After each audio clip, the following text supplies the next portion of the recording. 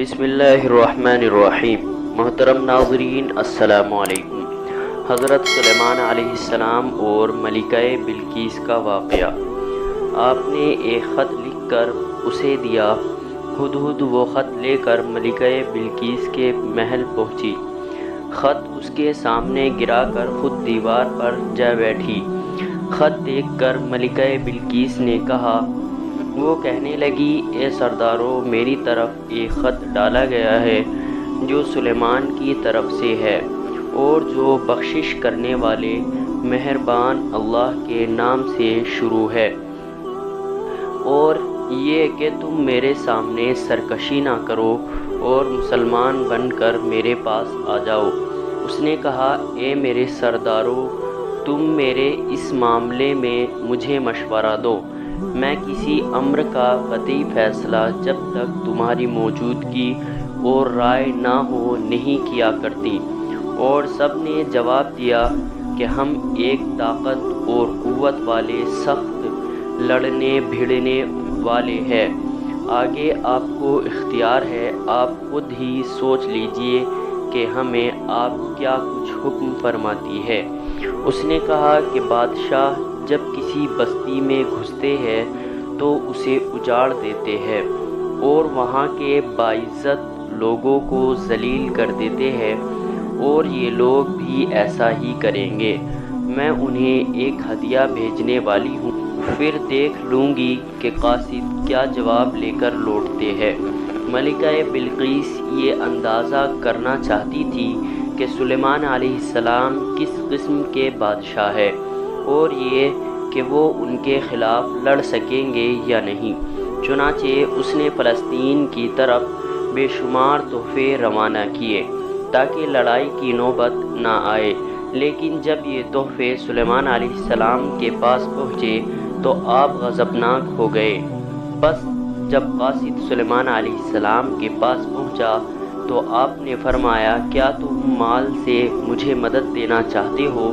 مجھے تو میرے رب نے اس سے بہت بہتر دے رکھا ہے جو اس نے تمہیں دیا ہے، بس تم ہی اپنے تحفے سے خوش رہو۔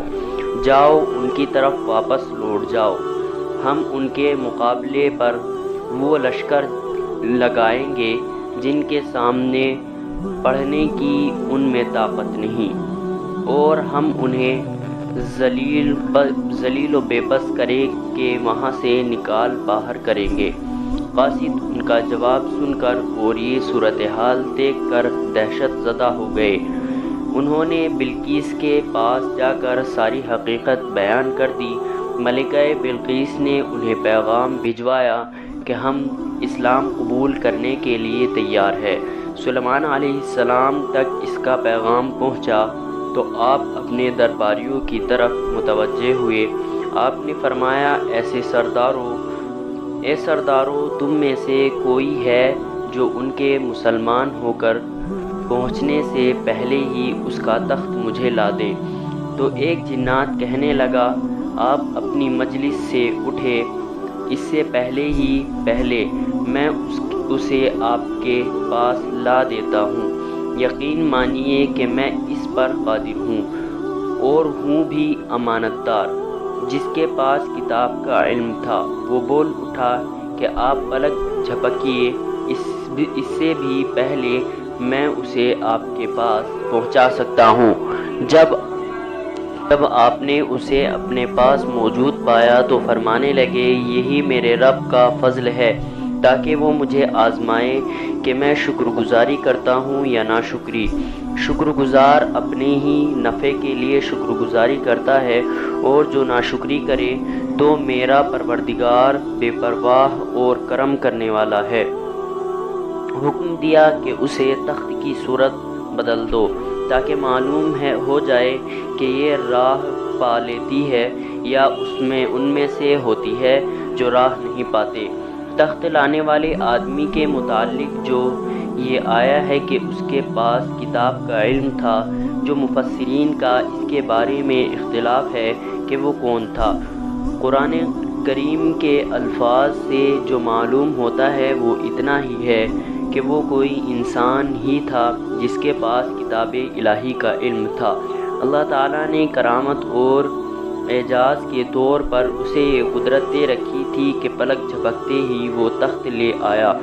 پھر سلیمان علیہ السلام نے تخت میں تبدیلی کا حکم دیا۔ تخت میں تبدیلی کا حکم سن کر اس میں سے ہیرے جواہرات نکال دیے گئے اور دوسری جگہوں پر لگا دیے گئے۔ سورہ نمل آیت 42 اور 43 میں ہے، پھر جب وہ آ گئی تو اس سے کہا گیا کہ ایسا ہی تیرا بھی تخت ہے۔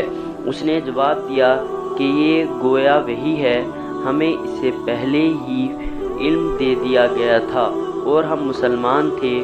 اسے انہوں نے روک رکھا تھا کہ جن کی وہ اللہ کو چھوڑ کر پرستش کرتی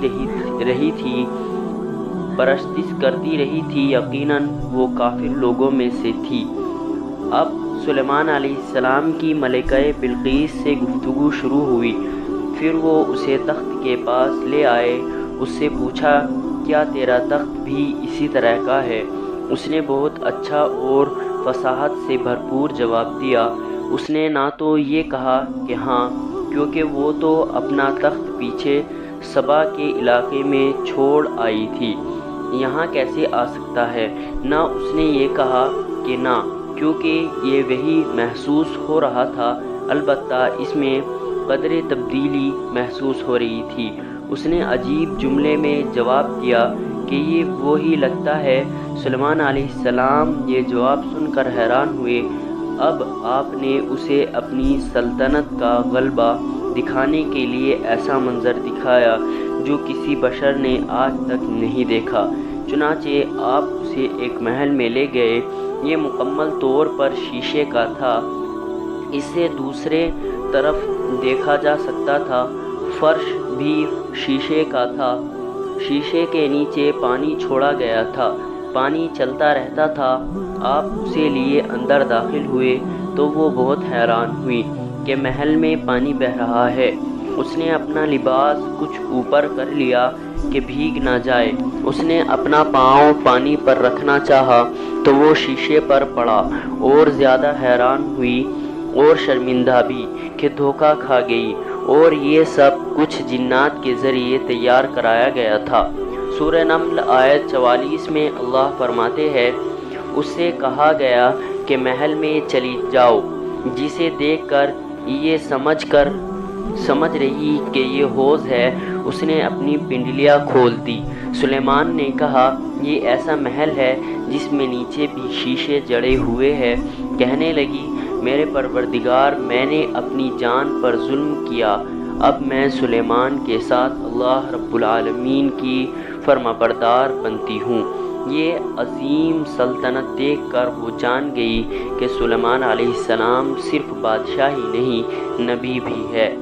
چنانچہ اس نے فوراً ایمان قبول کر لیا۔